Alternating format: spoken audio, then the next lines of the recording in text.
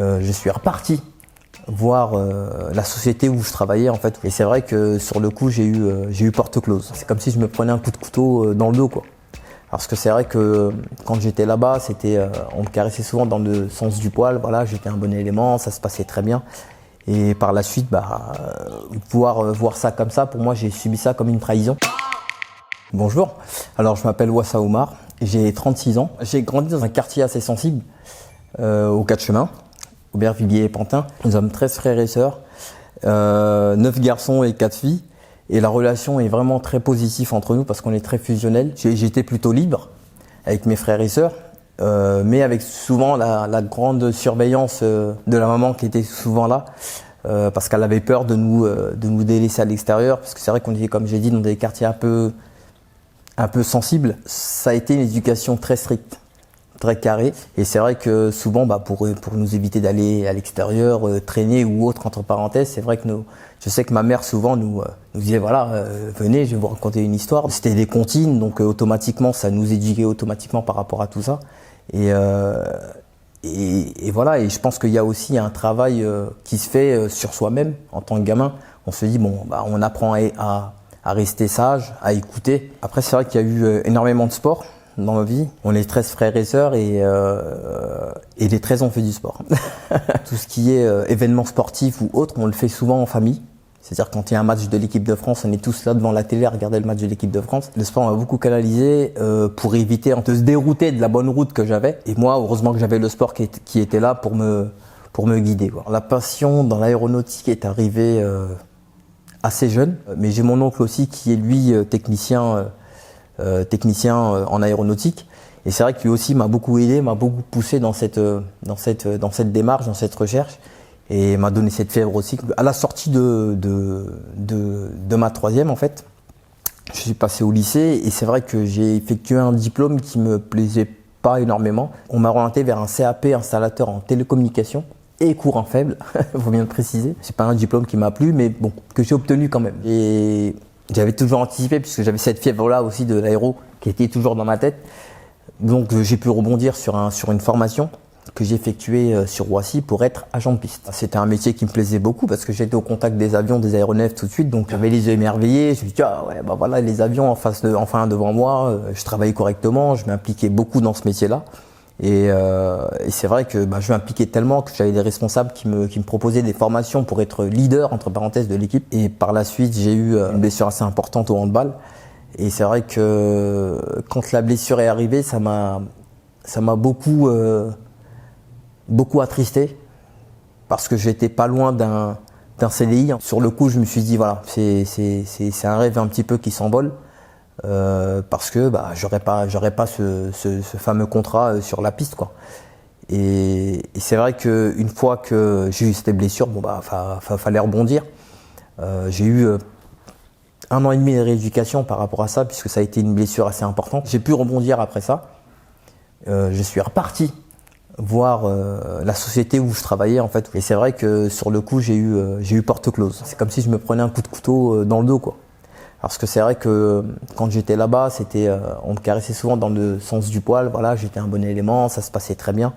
Et par la suite, voir ça comme ça, pour moi j'ai subi ça comme une trahison. Donc automatiquement, ok, j'ai été inscrit à Pôle emploi. Et puis là, j'ai passé des tests à la RATP pour être conducteur de bus. Moi, ça m'est venu de travailler à la RATP parce que c'est vrai que c'était une entreprise qui faisait beaucoup de pubs. C'était une entreprise qui montrait pas mal d'avantages, etc.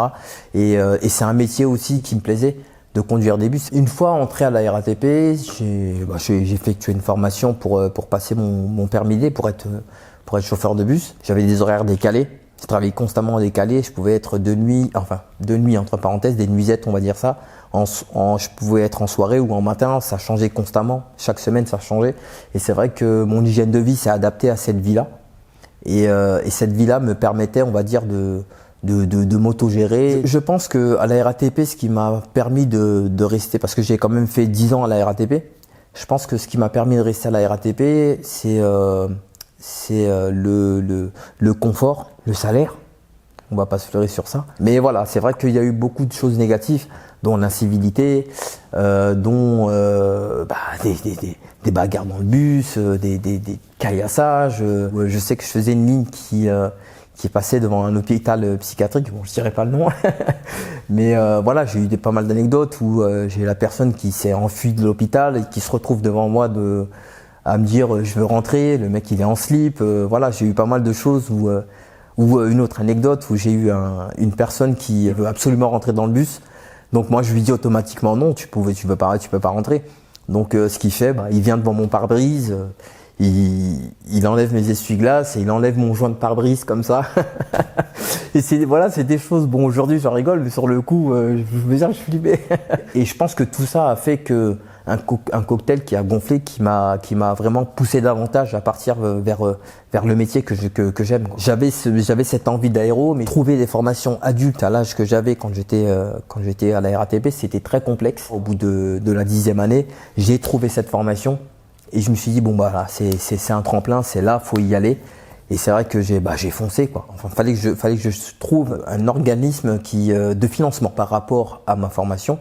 J'étais le CAP aéronautique, donc c'est là que j'ai trouvé cet organisme-là, Transition Pro. Transition Pro, je l'ai trouvé sur les réseaux sociaux et c'est vrai que sur Internet, ça m'a beaucoup poussé. Quand j'étais en train de conduire mon bus, j'ai vu une grande pancarte, Transition Pro, et c'est là, voilà, je me suis dit bon, j'ai vu ça, je suis parti sur Internet, je me suis lancé, je les ai appelés aussi. J'ai eu personnes vraiment positives au téléphone qui m'ont vraiment bien orienté. J'ai rencontré un conseiller et c'est vrai que ce conseiller-là m'a beaucoup aidé vers l'orientation, m'a beaucoup posé de questions, pourquoi vouloir faire ce métier-là, etc. à 35 ans. Et je pense que ça a beaucoup facilité aussi la création de mon dossier par la suite. Et une fois que mon dossier a été déposé à Transition Pro, j'ai attendu un délai de 3 mois pour avoir une réponse. Et qui a été positif 3 mois et 1 jour plus tard. Et c'est vrai que sur le coup, j'ai sauté de joie. Pour moi, Transition Pro, c'est vraiment révolutionnaire. Pourquoi ? Parce qu'en gros, on est formé et on est payé. Et c'est vrai que aujourd'hui, Transition Pro, non, ça m'a permis de m'épanouir davantage et de ne pas réfléchir à comment je vais payer mon loyer ou comment payer mes factures davantage. Parce que c'est vrai qu'aujourd'hui, quand on fait des formations sans rémunération, ça devient compliqué. J'ai passé un CAP en aéronautique. À 35 ans, ça a été complexe. Ça a été complexe parce que faut retourner dans les bouquins, faut retourner dans les théorèmes de Pythagore, etc. Tout ça, moi, j'ai complètement oublié. Mais comme je dis souvent, quand on a envie, on peut. Une fois que j'ai obtenu mon diplôme, j'ai postulé chez Air France. Chez Air France Industrie, exactement. Et par la suite, j'ai passé des cursus de recrutement. J'ai passé pas mal d'examens et puis à partir de là, on m'a dit que j'ai réussi les examens et puis là c'est saut de joie, content parce que c'est un contrat à durée indéterminée, c'est un CDI, c'est le métier que je voulais depuis que je suis petit. Je me verrai toujours au contact des aéronefs et toujours au contact des avions. Parce que voilà, j'ai toujours été fan de ça et je pense que je serai toujours fan de ça.